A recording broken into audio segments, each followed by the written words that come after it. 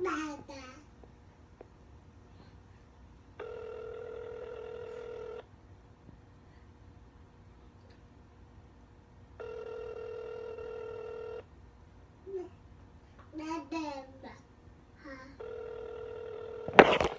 I'm trying to call Joanne back, Joanne Lawson, after she done attacked me twice.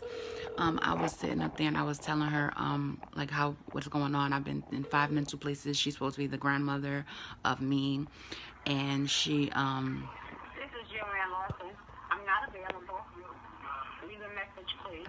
and I really wish that I would have put it on record from earlier, but sometimes I just don't do it, and I don't feel no regrets. I'm free from the world, so there's no regrets. I don't have regrets, but I wanted to record it, and she attacked me twice, and I was calm the whole time. It's like they don't even want to hear my voice. It's like even if I just say, like so they could say, oh, the alphabet have 27 letters, and I'll be like, oh no, it's a new thing that the Greek says that the alphabet actually has 26, and I can show you. Oh wait, why are you talking to me like that? Don't talk to me like that. Don't talk. I'm like, I'm not talking like nothing. I'm just telling like this is what's going on in my life. And for me to have to deal with those people who don't love me, they don't care about me, is very it's kind of, I don't know if this is for the black community, but when Candy get into situations with other people and she start hyperventilating and sometimes she tears up and she's like, because she's not used to being attacked and she's not used to having to rebuttal someone attacking her. And so I get like that, but mine's is more in hers is in her voice too.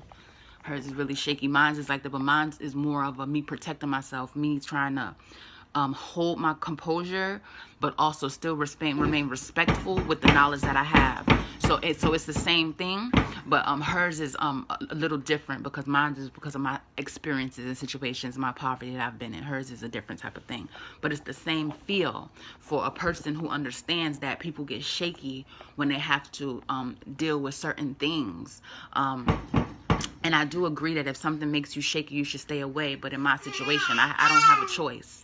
If literally I don't have a choice, yeah, I could go without, but the Lord don't want me to go without anything. So if I'm in need and those are people who came from my bloodline, then I came from their bloodline, then why would they not be able to reciprocate a conversation?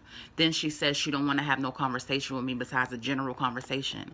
So then I say, okay, can I get a couple of dollars? And then she says, oh, something like, something about the fact. And I said, well, like I feel good, I don't feel like it's not a need that I need it, but it's a need that I need it, and it doesn't make no sense to even have this talk right now because it's once again me being alone in the world, me being by myself.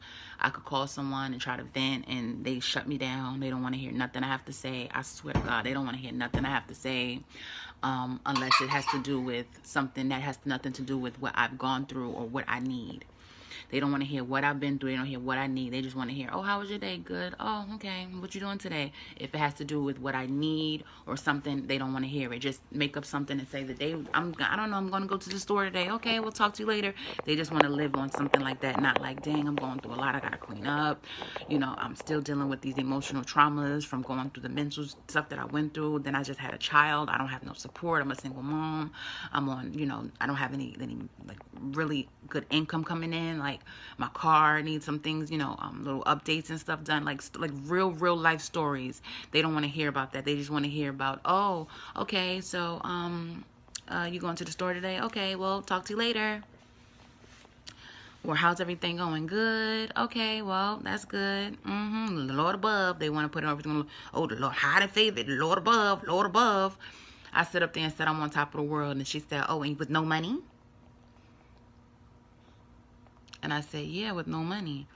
And I said it a couple of times, yeah, with no money. And she said, well, me too. And I'm like, where did the no money come from? She could have been like, I'm right on top of the world too with no money.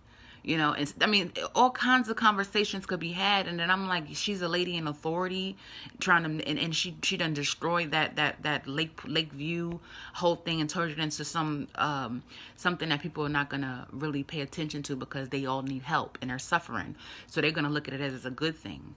Oh, the building has turned to the housing community now. So it's a good thing. Now we have more houses to offer people.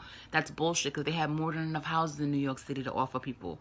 So it just got turned to that because so she could just live her fantasy of thinking that she's empowered while disrespecting the empowered me.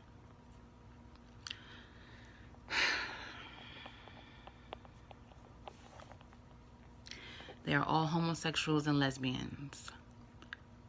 And I honestly don't even care. That has nothing to do with me, because at any moment I could decide to do either or, and I would still be fine. But the point is, what does that have to do with respecting me? And I said to her, I said, because I like to be nude online, because I like to voice my opinion and say how I feel.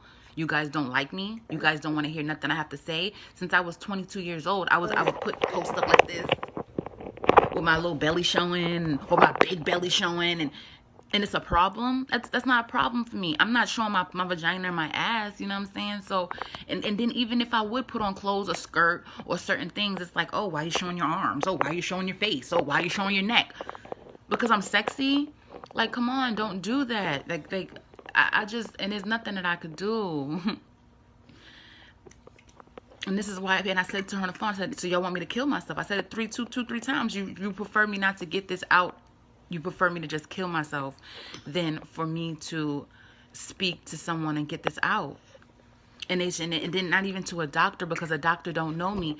And then when I did speak to a doctor told me to speak to my family. Tell your family what's going on. Ask them what's going on. Question them.